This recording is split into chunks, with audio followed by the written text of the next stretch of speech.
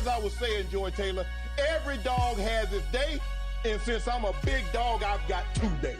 Okay. So now. You just called yourself a dog? Yeah, I'm a dog. Yeah, I'm a big dog, a big one. Kevin Durant is 6'11", who can pull up from 40. Okay. This brother is on that level. I'm talking about offensively. Do you think you're better than Darrelle Revis is right now? I'm better than you.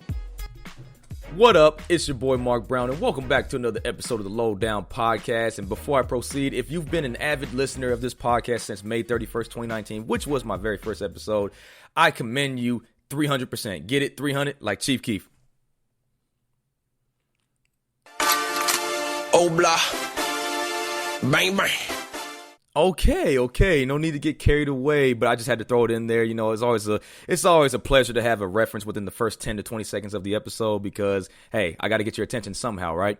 But speaking of getting attention, the NFL has been making a lot of noise the past week or so. It's just been incredible. All these trades that have been happening. I've been covering it pretty much the entire week, as a matter of fact. We go from Alan Bell to my homie Adam Abramson. My fault, Adam. I stuttered on your name. So if you're listening to this, my apologies. And we go from Adam to Jason Britch, now to myself again. So basically, I'll be recapping, not necessarily recapping the entire thing, but I'm just going to recap what's happened the past couple of days or so, because it seems like every time I upload an episode about the NFL free agency, some more noise is striking as actually after I record the podcast. That happened to me three times already. So hopefully this time I'm 100% accurate. Hopefully no more noise is meant to happen after this. I mean, there's still a bunch of prospects right now that are still free agents, which I'm going to cover in a second. But I'm just going to be talking about what happened, like I said, the past couple of days. And it's just been insane. I mean, and then before I proceed with that, if you're listening to this podcast, by the way, I'm hoping you guys are washing your hands 24/7, kind of like Meek Mill. Sunday, Monday, Tuesday, Wednesday, Thursday, Friday, Saturday, all day, yeah,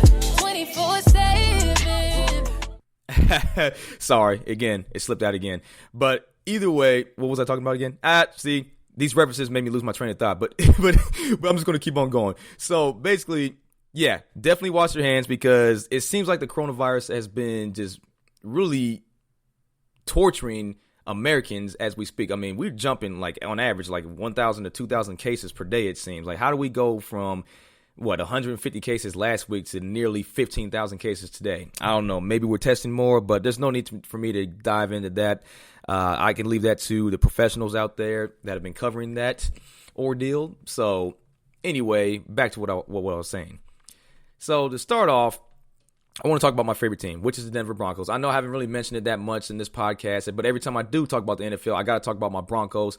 And so for those who haven't been paying attention the past, 24 hours or so, I'm going to tell you what happened. So starting off, we got a big deal with Melvin Gordon. Okay, so Melvin Gordon was the star running back for the LA Chargers, formerly the San Diego Chargers when he was a rookie. But either way, he was a superstar running back for the Chargers. He agreed to a 2-year, $60 million deal with the Denver Broncos. But see, I'm gonna go ahead and express my opinion about that. I don't know how I'm feeling about it, honestly. I'm happy, but at the same time, not really. And the reason why I say not really is because we didn't necessarily need another running back. I mean, Denver already has a lot of depth. I mean, you already have the Tasmanian Devil, for out loud, Philip Lindsay, who I'm talking about. Philip Lindsay is a top-tier running back. As a matter of fact, Philip Lindsay has been more consistent than Melvin Gordon has the past couple of seasons. So I don't understand the need for another running back. I mean, Melvin Gordon obviously is staying in the AFC West, but I just didn't feel the need on why they picked him up. And another thing is, Melvin Gordon had a holdout last year during the offseason. I mean, he didn't even start the season right away. I mean, it was Austin Eckler who really emerged this past season, and he's now going to be the top go-to running back, knowing that Melvin Gordon is with Denver now. And to be honest with you, Austin Eckler was a better running back than Melvin Gordon this past season. Melvin Gordon was very inconsistent. He had 4 fumbles and 204 touches.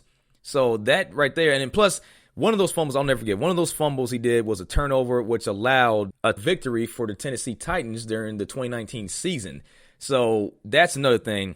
So Melvin Gordon, not only has he been inconsistent, he needs to fix the fumble problem. and he needs to stay healthy because he's been in and out of injury as well. But I would say the pros from this would be that Philip Lindsay and Melvin Gordon are going to be the 1-2 punch in the backfield. And Royce Freeman is still under contract with the Denver Broncos. But that left Devontae Booker as an unrestricted free agent because, I mean, that's too much cap space and that's too many running backs, big-time running backs, I would say, like highly talented running backs all on one roster. So, again, I mean, I'm happy with the pickup, but at the same time, like the real position that needs to be filled is the wide receiver position. Cortland Sutton is like the team's top weapon as of now. He was a top weapon last season. It's just after getting rid of Demaryius Thomas and all that, but he obviously didn't do anything for 3 years at the time he left. But either way, Cortland Sutton is an emerging player. This will be his third season, and he definitely stepped up last year and definitely during his rookie season. But that's the thing. The Broncos desperately need another top-tier receiver. That's something I'm waiting on. I was hoping they would pick up a receiver this whole time. I thought maybe DeAndre Hopkins had a shot.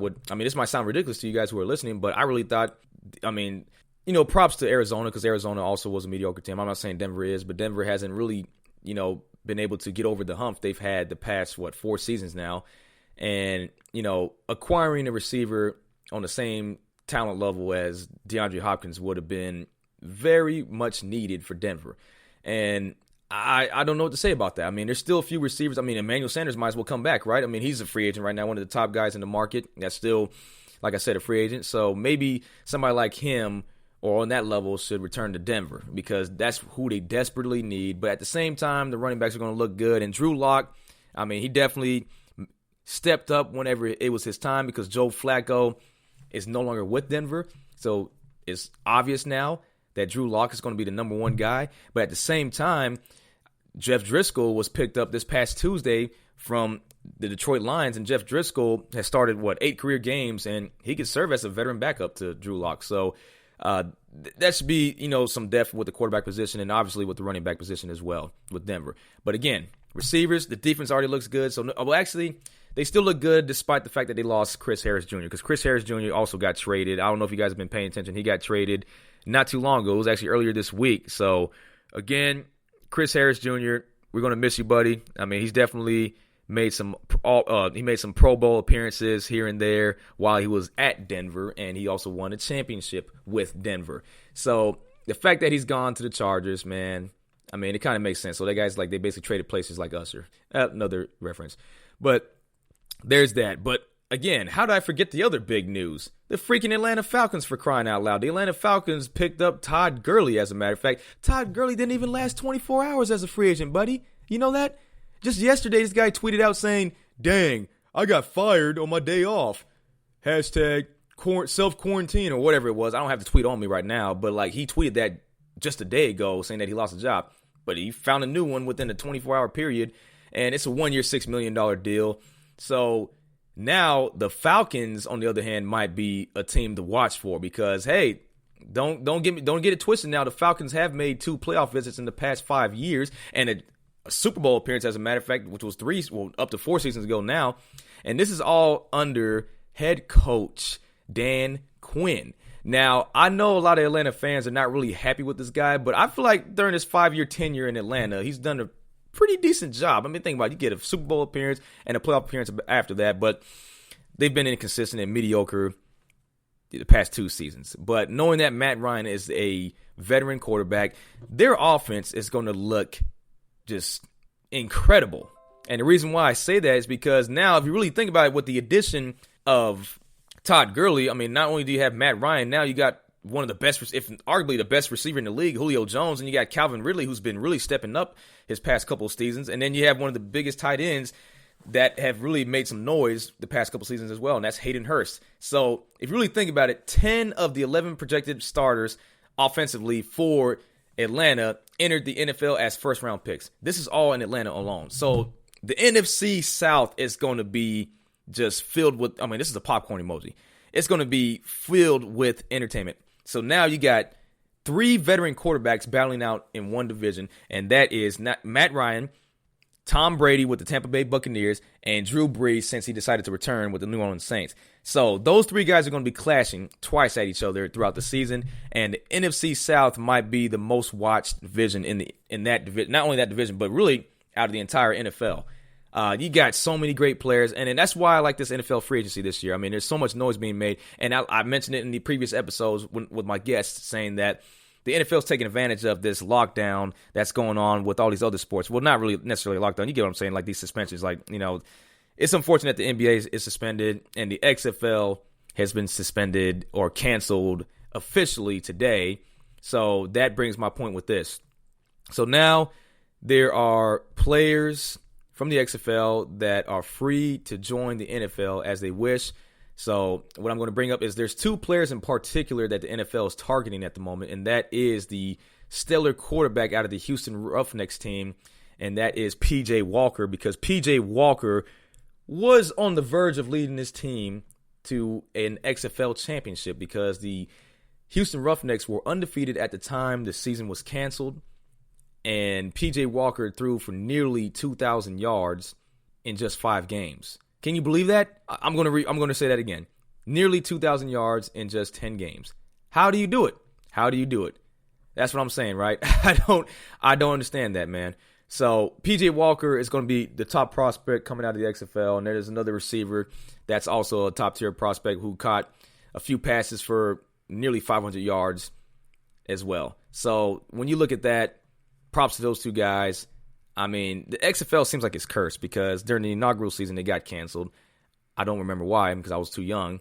But this year, it got canceled under dire circumstances. I mean, a lot of things got canceled. People are losing their jobs for crying out loud as I speak, as people continue to get sick and infected with this novel coronavirus, unfortunately, right? So there's my takes on that. But I really feel like this NFL free agency this year has really been just a heck of a ride so far, and then it's not even over yet. So just definitely keep your ears and your eyes wide open for more updates because the noise is going to continue to ring your ears. Okay, that might have been a terrible saying, but like, hey, I just had to say something about that. Say something just like Drake and Timbaland back in 2009. But I'm not going to have a cutaway for that. But when you really think about it, that's pretty much all I have to say about the NFL free agency thus far. But in other news, I want to talk about some other things. So I'm going to talk about track because I'm a huge track fan. And what I hate to see is the fact that we all know that the NCAA basically suspended the remainder of, they basically suspended all spring sports for the rest of the semester. And then, so pretty much seniors, all their seasons have been taken away from them, but the NCAA luckily granted them another year of eligibility. So it's not completely over unless they do not wish to return another year. But they're free to play another year if they want to, but it's just not going to be the same. Honestly, don't think it's going to be the same because this is an article I read on the Washington Post last night, and I know it's a credible source, but at the same time, this is just a simulation. So they were basically drawing the worst case scenario. They're saying that basically that the coronavirus is not going to just disappear magically. It's going to come in waves from what they're saying. So from highly skilled health officials, they claim that this virus is going to come in waves. So right now, this is the first wave, right? So they're predicting by May of this year, it's going to hit a peak. So that means right now the cases going off of that statement is the fact that it's just getting started. So we're at 15,000 cases right now. So if they're saying there's going to be a peak in May, I do not want to know what that's going to look like. But according to that article, it could get uglier than what Italy is witnessing right now. I really hope not. But if that's the case, let me say it again. So it's going to peak in May, and then it'll eventually subside. They're predicting it to subside by August of this year. But yet again, the virus will strike once more in September, and it'll hit another peak, so another wave, and it'll peak again by November and December. So if that's the case, so say the coronavirus disappears in August, then football season is going to be right around the corner, right? Training camp is going to be going down. You have fall camp / 2-a-days for college football and high school sports around high school football around the country. So football will be getting ready to open the door. And September is when really the season starts for both leagues, and then obviously high school football as well. So say the coronavirus strikes again. Could you imagine what the circumstances will be like if the virus hits again right at the start of football season? Because football is king in America. It has the highest ratings, has the most fans, has the biggest stadiums. So it makes the most noise, right? So imagine the virus hitting and taking a toll once more. That means they'll have no choice but to suspend all of football pretty much for the whole season in that case. Because if it's not going to end until December, then there's no football at all. So I couldn't imagine. I mean, I'm already shocked. I'm still in shock right now that there's no NFL. I mean, not NFL, no NBA, no Major League Baseball for now, no NHL. I mean, pretty much any spring sport you can think about is no more for now. And imagine football being in the same predicament. I do not want to think about it, but that's what it looks like. And it looks like America as a whole is not really doing what they can to slow down this virus, because when you look at the country like China and South Korea, right, you notice their cases have slowed down. I'm not saying both countries contain the virus, but they slowed it down tremendously. And you're looking at Europe and America and Canada and countries like that, it's continuing to spike, right? Because it's our turn. It's our turn to make a choice whether we should slow this virus down or continue to make it even worse as it is. And so far, America's not really doing a good job slowing down this virus, because you have thousands of college students traveling to Florida and South Padre Island and all these beaches to spring break, right? But hey, buddy, your spring break's going to last the rest of the semester because there's no school. So why don't you just tone it down a notch? Because you being in these large crowds of people, like with thousands of people on the beach, anybody can be infected, right? And we don't understand completely, but we can see how this virus is extremely contagious, right? You can go from 5 cases to 25 cases. It's just a curve, right? It continues to grow and grow and grow and grow. And you going into huge crowds like this is not making it any better. When you look at China and South Korea, they're doing whatever they can to slow it down. They were sanitizing their cities and towns and in the streets and everything twice a day. Do you see people in America doing that? No, you don't. So the discipline, that's the thing. That America has a lack of discipline when it comes to stuff like that. And I personally don't see us coming out of this anytime soon, because the actions that we're making right now is definitely not helping. But I just wanted to bring that up. And, I forgot to bring this up earlier about the New Orleans Saints. So I brought up the NFC South, how it's going to just be extremely entertaining if football were to have a full-out season without coming to a halt due to the coronavirus. Sean Payton, head coach Sean Payton for the Saints, tested positive for the coronavirus a day ago. And so it sounds completely ridiculous for most people to hear about celebrities catching this disease, because it just seems like the media likes to, really put a pedestal on all these people, which I don't really blame them. I mean, these people are very talented at what they do, and they're receiving a lot of praise for it. But these public figures are prime examples of how we should practice social distancing and staying away from people, because when you hear about all these celebrities getting it, that means everybody. That's proof. So for you people that worship celebrities and all that, I mean, that might sound just completely egregious for whoever's listening to this, but I'm going to say it anyway. For those of you that like to kiss their feet, that's proof that everybody's vulnerable. Every single human being is vulnerable to this virus, and I'm just tired of hearing about people catching it. Every day there's people dying from it. It's just, we should take it a little bit more, not a little bit more, we should take it a lot more serious than we are right now. So that's enough about my little rant about the coronavirus. So back to what I was saying about track. I'm completely sorry that I talked about that, but I had to just get it out of my system. So all these superb athletes that were supposed to run during the NCAA Indoor Championship, which was supposed to happen last weekend, Matthew Bowling and all these other freshmen were going to be competing in the Indoor 60 and as well as the 200. We could have saw some greatness, possibly some records broken. But we can't. We got to wait another year. Luckily, these guys are freshmen. They'll be freshmen again next year because they granted another year of eligibility. So technically, they're not even redshirt freshmen. They're just still freshmen because, that's what happened with the NCAA. But I really wanted to see something like that, and I really wanted to see the outdoor season. I was really looking forward to it. I was actually supposed to have a guest on the show, and Malcolm White. I'm not saying that he's not going to be on the show, but due to these circumstances, we can't talk about the championship. We were supposed to talk about it together on the podcast a week ago. So Malcolm, if you're listening to this, I still love you, buddy. You're going to get on the show pretty soon. We just got to move on to plan B. But as of now, the Olympics has not been canceled, and I believe they have until May to make that decision, but it seems like the virus is continuing to progress, and if that's the case, they'll have no choice but to cancel the Olympics. And you know how much of a blow that'll be to all those involved? Because think about it, the last time they competed in the Olympics was 2016, so 4 years ago, right? It's every 4 years for those that don't really know much about the Olympics. The Summer Olympics, they happen every 4 years. So that means that's an 8-year gap between 2016. You have to wait till 2024 to compete again. So it's not like NCAA where, you granted another year of eligibility, or the NFL, we can play next season, or any professional league, you got another year. It's every year they have a season going on.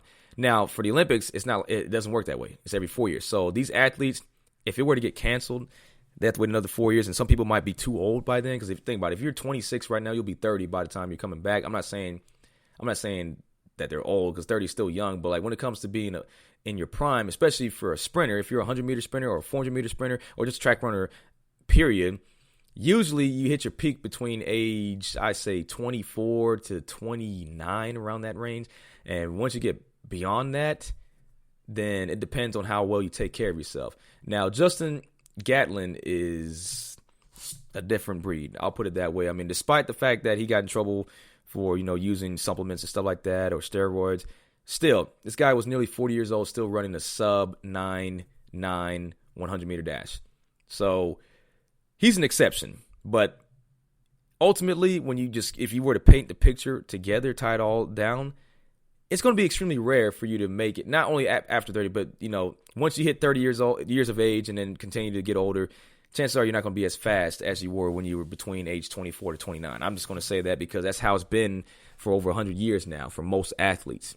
So, again, for high school athletes, collegiate athletes, or pro athletes affiliated with any spring sport, I feel really sorry for you guys. I really hope you guys keep your head up, and this is just a bump in the road where you guys will be able to recover. If you guys are still optimistic about playing, definitely keep your head up because it's not over. I mean, think about it. This entire world is suffering the same thing right now. We're all going through this together. So just because if whoever's on lockdown, you're not the only one that's quarantined. I mean, everything is limited right now. You can't even work out to the gym, at the gym, for crying out loud. So everybody has to improvise now. You got to be able to go to Walmart maybe. If you're determined to do something, you'll go to Walmart and buy weights because Walmart is cheap anyway. You can just go to Walmart, buy a few weights here and there, watch some YouTube tutorial videos on how to work out at home without going to the gym. I mean, there's plenty of things you can do to entertain yourselves during this time of need for everybody, right? So in order to put an end to what's going on, because we're at war with the same enemy, and it happens to be a microorganism, do as you're told from health officials. It's not that hard. It doesn't take that much energy to follow instructions. I know people want to party. I know people want to get out and socialize. I get it. We all do, don't we? Even if you're an introvert, at some point you do want to socialize with somebody. Well, I hope you do. So that being said, just follow the rules, man. Like the faster you abide by these rules that are being, issued by, upper people in the upper echelon, like for example, like the CDC here in America and other, high top tier or top notch health agencies in other countries, you follow directions, then you can put this so-called coronavirus not to an end, but like you can basically put it to an end. That didn't make any sense. So what I'm trying to say is if you follow the rules, then next thing you know, everything will be back to normal. All right. Just disregard what I said about the Washington Post. No, don't even disregard that. Definitely just chime in and listen. So go if you want to read the article. As a matter of fact, I'm not making any sense right now, but if you want to read what's going on, go to Google, type in Washington Post, coronavirus may alter the U.S. If you type that in, first link that pops up, I guarantee you it'll be the right one. It's been all over Twitter. It's been all over the internet. Read that article and you'll know what I'm talking about, because I feel bad for people who have jobs in the sports media industry. Like you got local TV sports anchors right now or sports reporters getting moved to news because there's really no sports to cover, right? So that's very unfortunate. They didn't sign up to be a news reporter. They signed up to be a sports reporter. But due to these dire circumstances, they are just pulled into news, right? And for those sports writers out there or people who are in radio or television, just anything that has to do with sports media, it's just coming to a standstill for them because they're going to struggle to find content. The only people that are actually having content right now, it's still a struggle for them, is ESPN, Fox. What are they talking about? NFL free agency, right? Because that's the only news they can talk about right now. Or they can just talk about who's the best boxer of all time. I saw that segment today on First Take from Max Kellerman.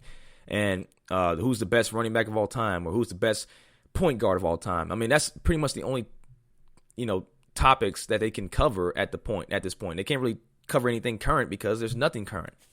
So it's not just in sports media, but there's plenty of people losing jobs in the restaurant industry and, in hospitality. And then, there's plenty of different categories where people have jobs in that they're getting laid off by because of what's going on with this disease. So if you guys desperately want your job back, if you desperately want everything to get back to normal, I urge you to follow instructions. It's not that hard just to stay away from people. who knows? We might all need a break, right? And this is the time to take advantage of that. And stay healthy, wash your hands, stay away from people who are sick. I mean, it's the same guidelines you're going to hear from nurses and other health officials out there.